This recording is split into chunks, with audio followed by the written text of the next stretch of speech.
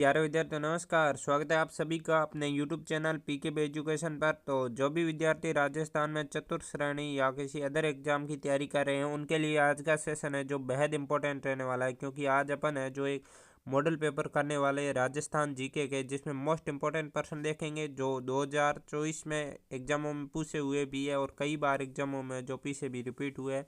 तो अपन इसमें संपूर्ण जानकारी देखेंगे। पहले अपन छोटे लेवल से बड़े लेवल तक है जो आपको मैं लेकर जाऊंगा, तो आप बिल्कुल भी चिंता नहीं करनी है। आप बिना टाइम वेस्ट किए सीधे ही चलते अपने सेशन की शुरुआत करते हैं।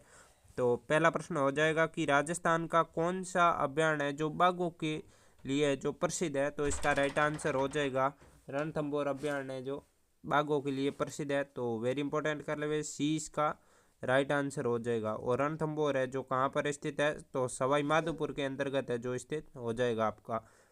तो कुंभलगढ़ हमारा राजसमंद के अंतर्गत स्थित हो जाएगा। वेरी इंपॉर्टेंट कर ले, अच्छा प्रश्न है। अगले प्रश्न की ओर चलते हैं।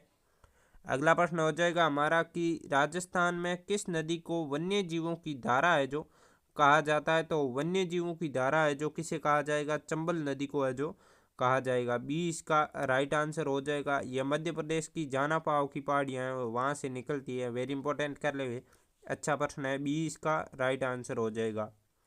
अगले प्रश्न की ओर चलते हैं। अगला प्रश्न हो जाएगा हमारा कि राजस्थान का पहला समाचार पत्र है जो कौन सा था।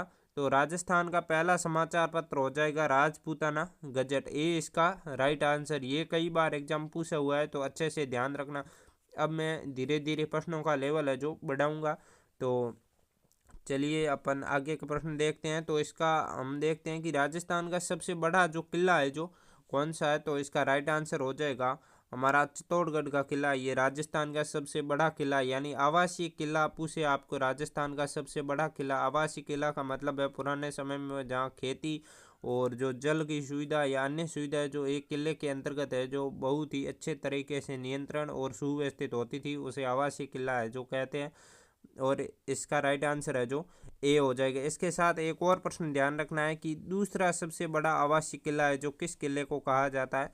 तो ध्यान रखना है अपन का जैसलमेर का जो किला है उसको दूसरा सबसे बड़ा आवासीय किला है जो कहते हैं। वेरी इंपॉर्टेंट कर ले, इसे सोनार का किला भी कहते हैं, यानी कि सोने जैसा दिखाई देने के कारण इसे यह किले के नाम से जाना जाता है। अगले प्रश्न की ओर देखते हैं। अगला प्रश्न हो जाएगा हमारा कि राजस्थान का कौन सा शहर है जो झीलों की नगरी है जो कहते हैं। तो ध्यान रखना है राजस्थान का ये शहर हो जाएगा हमारा उदयपुर है जो झीलों की नगरी के नाम से है जो जाना जाता है। अच्छा प्रश्न है, ध्यान रखना है। और इसके साथ ही आपको ध्यान रखना है कि बूंदी शहर है उसको किस नाम से है जो जाना जाता है। तो मैं बता दूं, इसको बावड़ियों का शहर है जो कहते हैं बूंदी को। वेरी इंपॉर्टेंट कर ले, बावड़ियों का शहर है जो बूंदी को कहा जाता है। इसके साथ एक और प्रश्न है जो पूछा जाता है इन शहरों से संबंधित। तो ध्यान रखना है जो राजस्थान का जो नागपुर है वो किस शहर को कहते हैं। तो ध्यान रखना है राजस्थान का नागपुर है जो झालापाटन झालावाड़ को है जो कहते हैं। वेरी इंपॉर्टेंट कर ले। इसके साथ एक और प्रश्न पूछा जाता है कि राजस्थान में अन्न का कटोरा है जो किस को कहते हैं। तो ध्यान रखना अन्न का कटोरा है जो राजस्थान के गंगानगर को है जो कहते हैं। वेरी इंपॉर्टेंट कर ले, अन्न का कटोरा किसे कहा जाएगा, तो गंगानगर को। और एक 100 टापुओं का शहर है वो कहा जाएगा हमारे बांसवाड़ा को। तो ये छोटे छोटे प्रश्न है पूछे जाते हैं हर एक एग्जामों में, तो ध्यान रखने अच्छे प्रश्न है। अगले प्रश्न की ओर चलते हैं। अगला प्रश्न हो जाएगा हमारा कि राजस्थान में अरावली पर्वत श्रृंखला की कुल लंबाई है जो कितनी है। ये अच्छा प्रश्न है, कई बार पूछा हुआ है, आरएस तक भी इस प्रश्न को पूछा हुआ है, तो ध्यान रख ले, इंपॉर्टेंट लगा ले इस प्रश्न को। तो इसका कुल लंबाई हो जाएगी हमारे 692 है जो किलोमीटर है।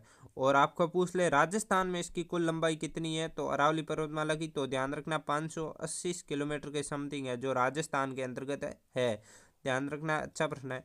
और इसके अंतर्गत मैं एक और आपको बता दूं तो इसका ऊंचाई है उसको संबंधित भी पूछा जाता है कि इसकी सबसे जो ऊंची चोटी है उसकी ऊंचाई कितनी है। तो सबसे ऊंची चोटी हो जाएगी इसकी गुरु शिखर और उसकी ऊंचाई हो जाएगी 622 किलोमीटर है जो हो जाएगी, सॉरी मीटर है जो 1722 मीटर है जो इसकी क्या हो जाएगी, ऊंचाई हो जाएगी। और इसकी एक दूसरी सबसे ऊंची चोटी पूछ ले तो शेर हो जाएगी। वेरी इंपॉर्टेंट कर ले, पहली गुरु शिखर और दूसरी सबसे ऊंची चोटी है जो शेर हो जाएगी। अगले प्रश्न की ओर चलते हैं। अगला प्रश्न हो जाएगा कि राजस्थान में विधान जो परिषद है वो है या नहीं है, यानी आपको इसमें से बताना है कि राजस्थान में विधान परिषद है जो है या नहीं है। तो इसके अंतर्गत बता दूं मैं, विधानसभा जो परिषद है जो राजस्थान में नहीं है, और विधानसभा है जो राजस्थान के अंतर्गत है। यानी इस प्रश्न के अनुसार इसका राइट आंसर हो जाएगा बी। अच्छा प्रश्न है, कई बार पूछा हुआ है, ध्यान रखना है। अगले प्रश्न की ओर चलते हैं। अगला प्रश्न हो जाएगा हमारा कि राजस्थान में सबसे लंबा है जो मुख्यमंत्री काल है जो किसका रहा है। तो इसका मैं बता दूं आपको, जो सबसे लंबा कार्यकाल रहा है वो मोहनलाल सुखाड़िया का रहा है। अच्छा प्रश्न है, पूछा जाता है। इसके साथ ही मैं आपको मुख्यमंत्री से संबंधित एक दो प्रश्न और बता देता हूं जो हर हमेशा पूछा जाता है। तो मुख्यमंत्री का जो कार्यकाल है वो होता है हमारे 5 साल का है, जो मुख्यमंत्री का कार्यकाल होता है। और सबसे पहले जो मुख्यमंत्री बने थे उनका नाम है हीरालाल शास्त्री है, जो सबसे पहले राजस्थान के जो मुख्यमंत्री जो बने थे वो हीरालाल शास्त्री बने थे।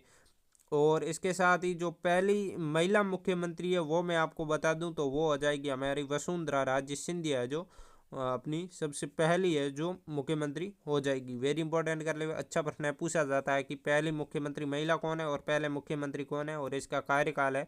ये 3-4 प्रश्न मैंने एक साथ ही बता दिए, आपको ध्यान रखना है। अच्छे प्रश्न है, हर हमेशा पूछे जाते हैं। अगला प्रश्न हो जाएगा कि राजस्थान के लोक नाट्य ख्याल है उसकी उत्पत्ति है जो किस जिले से हुई है।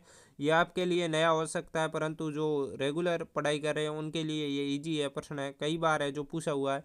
तो ध्यान रखना, ख्याल है उसका उत्पत्ति है जो नागौर जिले से हुई है, क्योंकि सबसे पहली पहली ख्याल है जो कुचामनी ख्याल है जो मानी जाती है। और कोचामनी है जो डीडवाना कोचामन के नाम से शहर है, वहाँ से उत्पत्ति है जो इसकी मानी जाती है। और कोचामनी ख्याल के एक जो आपको मैं बता दूं प्रसिद्ध कलाकार है जो है कौन है, लस्सी राम और उगम राज है जो इसके प्रसिद्ध है जो कलाकार है जो हो जाएंगे। वेरी इंपॉर्टेंट कर ले। अगले प्रश्न की ओर चलते हैं। अगला प्रश्न हो जाएगा हमारा कि राजस्थान का प्रसिद्ध फट चित्रण मुख्यतः किस जिले के अंतर्गत है जो किया जाता है। तो ध्यान रखना है, भीलवाड़ा के अंतर्गत है जो फट चित्रण है जो किया जाता है। अच्छा प्रश्न है, ए इसका राइट आंसर हो जाएगा। और फट चित्रण के लिए जो श्रीलाल जोशी है उसका जो फड़ है जो सर्वाधिक है जो प्रसिद्ध है, और ये कलाकार है जो भीलवाड़ा के शाहपुरा के रहने वाले। और यहाँ अच्छे से प्रश्न पूछा जाता है इनसे भी कि इनका संबंध है जो किस कला से है। तो ध्यान रखना है, फट चित्रण से इसका संबंध हो जाएगा। अगले प्रश्न की ओर चलते हैं।